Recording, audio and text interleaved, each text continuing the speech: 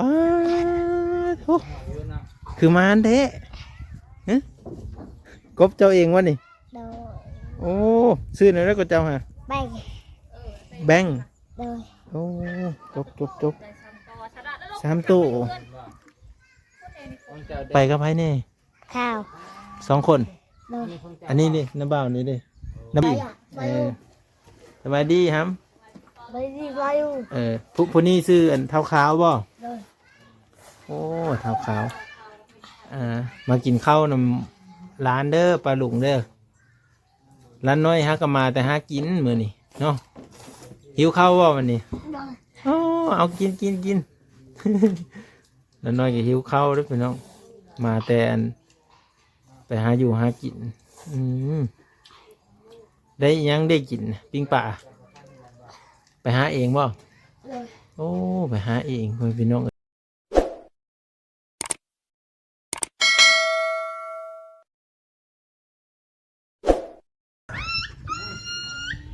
จะหอมซื้อเนี่ยได้จังฮะซื้ออืม เพิ่นผู้กือหันแต่ว่าผู้นี้ได้ลายบ่นี่จักโตมันยังไงนี่เบิ่งขันบ่ เป็นยังติงจะมาปิ้งเอาใส่เป็นบ่ปึ๊บจับตัวนี้เด้อเอาเบาสิจับให้เอานิบได้บ่โอ้นี่หมึกติ้งเบิ่งปึ๊บ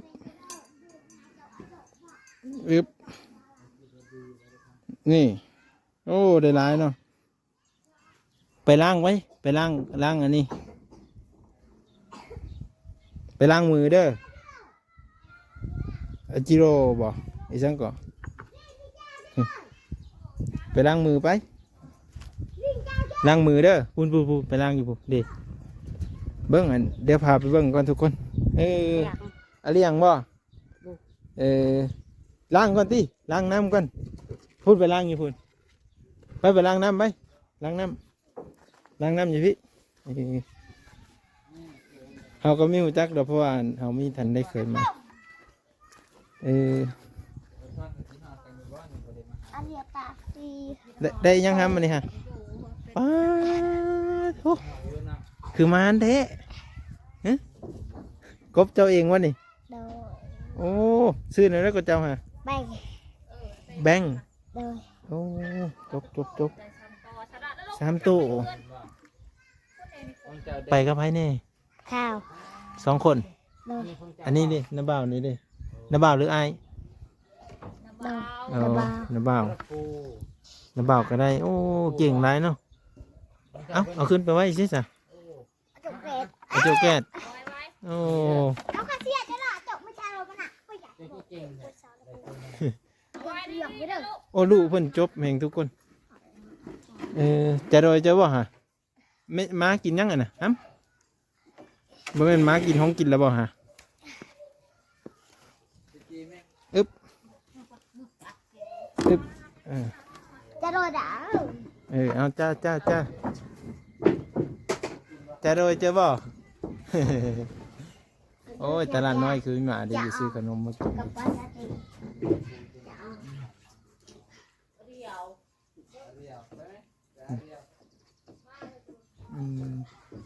โอ้จะโดยเบิ่ง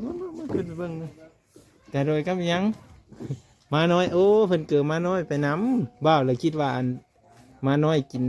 อาหารแต่เจ้าเบิ่งบ่าวขึ้นไปเบิ่งก่อนเอาสบายดีก่อนสบายดีสบายดีครับไปดีวายุผู้นี้ซื้ออันเท้าขาวบ่โอ้เท้าขาวมากินข้าวนำร้านเด้อปลาหลุงเด้อร้านน้อยฮะก็มาแต่หากินมื้อนี้เนาะหิวข้าวบ่วันนี้โอ้เอากิน ร้านน้อยก็หิวข้าวเด้อพี่น้องมาแต่ไปหาอยู่หากินได้ยังได้กินปิ้งป่าไปหาเองบ่โอ้ อ้ไปหาเองพ่อพี่น้องเอ้ยจบหลายเนาะรู้จักหาอยู่หากินอืมเคยได้กินอยู่บ่อาหารแซ่บๆอาหารในเมืองลูกซอกลูกซีนบ่เคยกิน เคยกินแต่เคยกินบ่เคยแต่ยำเป็นบุญเออ ไปบุญเนี่ย ไปบุญแล้วได้กินอืมขันบอกไปบุญแล้วบ่ได้กินเนาะน้องมันตกปองเลย ไอ้ทอดกลับบ่เด้อ แอมอยู่บ่ เด้อ อืมหิวข้าวนั่นเนาะไปแต่เช้าพุ่นเนาะหากะหมาอันนี้คือเท้าขาว อันนี้คือเท้าเพื่อนเกาะตื่มนี่แหละ เป็น ทับแป้งเท้าขาว ดาวเฮ้ยอ่ะ สองไอ้น้องโอ้ยพี่น้องเอ้ยเห็นเนาะอ่าสองไอ้น้องหักแพงกัน ไปหาอยู่หากินนำกันเพราะว่าจะเป็นหาอยู่หากินที่ซื่อ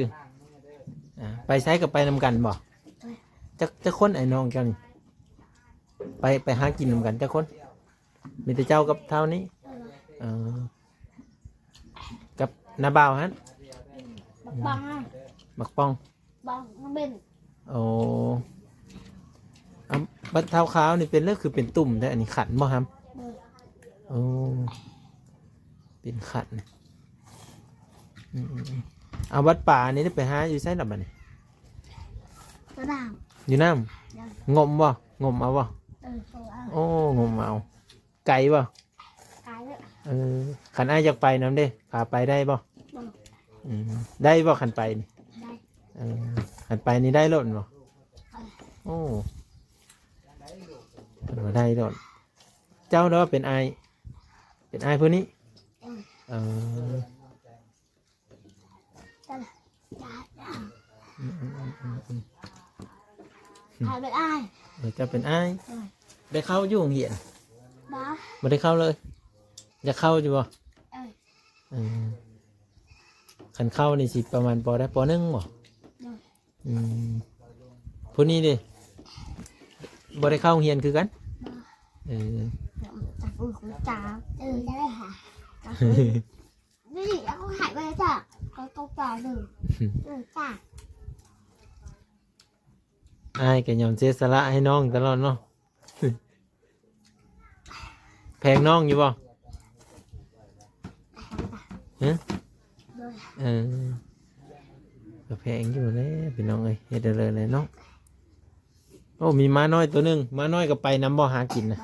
ไม่ได้ไปป้าไว้อยู่เพื่อนเดี๋ยวได้เปิดกระเกือมนำได้ทุกคนเปิดกระเกือม้าน้อยไปนำนี่เห็นป่ะ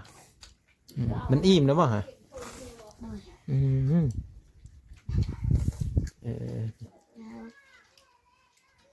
เดี๋ยวคนนั้นได้แม่นบ่ไพ่จ่ะเอ้ยผู้อยู่เจ้าเหินนั่งนี่บ่เปิดกับไปห้างกินคือกันมันมีกบมัน โอ้มีกบอีกโอ้หมานเนาะเจ้าบ่ได้กบฮะหรือผู้นี้ได้เจ้าได้เห็นได้จกเอาบ่โอ้จกเอาเนาะ จะเป็นตัด ตัวบักง่ายขนาดบ่บ้างเงินยังมีมานเท่าเพิ่นได้พี่น้องเพราะเรื่องการไปหาอยู่หากินเนี่ยเยอะหยอมเนาะหากินบ่มานกวดก็มีเอาลายคุดเอาบ่พอได้กินเหมือนบ่จะเจ้าไปหาคู่มือบ่เฮิงๆยังไปเท่านึงไปหากบไปนั่นมาดิได้ขายบ่บัดได้เงินได้ไปซื้อหยังล่ะบัดนี้ซื้อขนม ซื้อขนมก่อนนะจะค้นอยู่นำกันนี่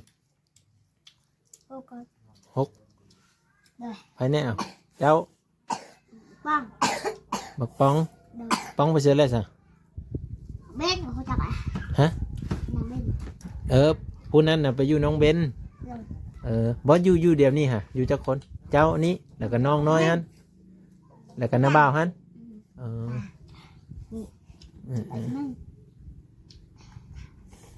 แล้วก็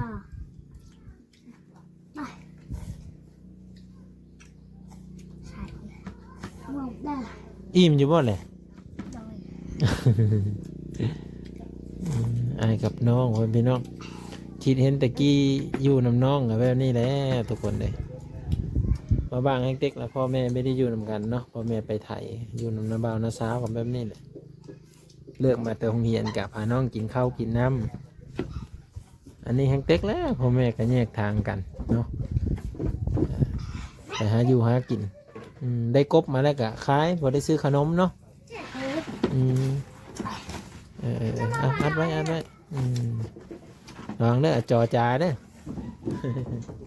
คุณน่ะบัดน้ำนี่ได้ไปตักอยู่ไซส์สัก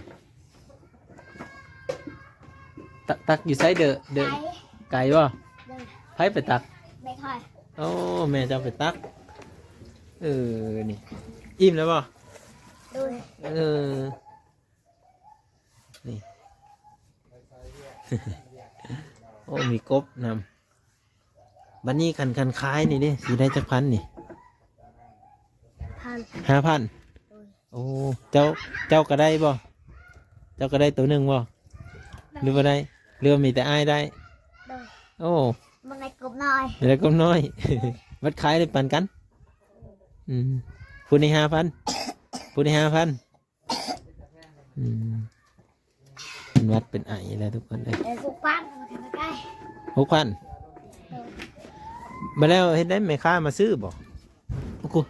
อุ้ยมาเลยคนเลย โอ้มีบอกกันเนี่ยเนาะ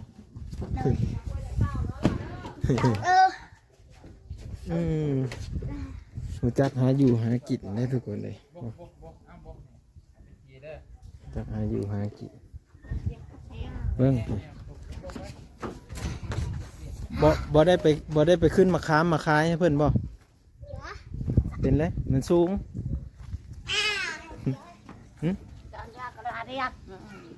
เบิ่งในหันน้ำบ่าวจะสิจีเลยจีเลี้ยงบ่อันนี้เด้กวดบ่นี่อันนี้กวดบ่อันนี้กวดเนาะมันปินจี้ดินี่จี้นี่กวดอันนี้กวดคือเครียดเนาะอาโจคือกบเนาะ อาโจกบกวดนะเครียดจามปรินจามากค้ำอันนี้จามปรินบ่bên đây nào nên chèm bên nhọ bên nhọ trong đầu ở lưng đồng ta เข้าใจบ่เว้านี่ค่อยเว้าก็เข้าใจบ่ฮัมคันอ้ายเว้านี่เราก็เข้าใจอยู่บ่เข้าใจจ้ะ นั่นมันสุก ta đầu จะโดยมันสุกนะซื้อในได้ก็พุ่นเนี่ยฮะเราซื้อในได้ก่อนฮะนังเด้อนังเด้อจานไม่นะมันชุกแล้วมันไหม้นะอ๋อเคี้ยวกินรถจะหาจานเจ้าจานรถมันชุกเลย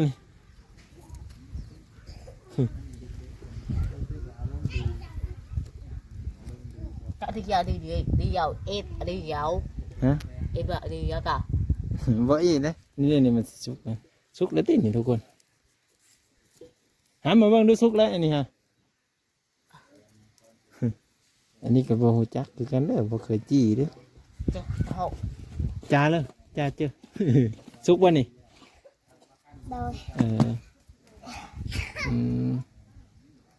เอาให้บ่าวแหละให้บ่าวกินกินแล้วจะกินข้าวบ่คือว่ากวดเองกะเพรากวดว่ะไอ้ใหญ่เด้อกวดมากูจ้าอายุหากินจ้าเจ้อไปจ้าเลยมันสิอยู่บ่จะคือบ่ไปกินข้าวบ่แล้วมั้ยเราเข้าใจยุคขันไอวอลนี่โดยอาจารย์ตีอาจารย์ตีมาติ้งนี่เจ้าเนี่ยเอาใส่มาติ้งว่าใส่มาติ้งเนาะ เนี่ยได้ เออเราซื้อในได้ก็ห้ามอันนี้ครับ เด้อน างเด้อ ใกล้กันแล้วเราไปเปลี่ยน บอกแกดีใช่เลย ไปอัมปุยเด้ออัมปุยเด้อเป็นบ่ อ๋อ บ่ อาบให้ เออสุดตัวได้อาบอยู่น้ำฮ้อนๆนี่ ได้ เออโอ้ร้านน้อยกันนี่เคยกินข้าวต้มขนมเนอะพี่น้องเอ้ยยังบอกพากันอยู่ลิ้นแบบนี้เลยมื้อหน้าถึงพอกันใหม่เด้อ FC เด้อเดี๋ยวหาสิไปอัปเดตให้เบิ่งอีกนะ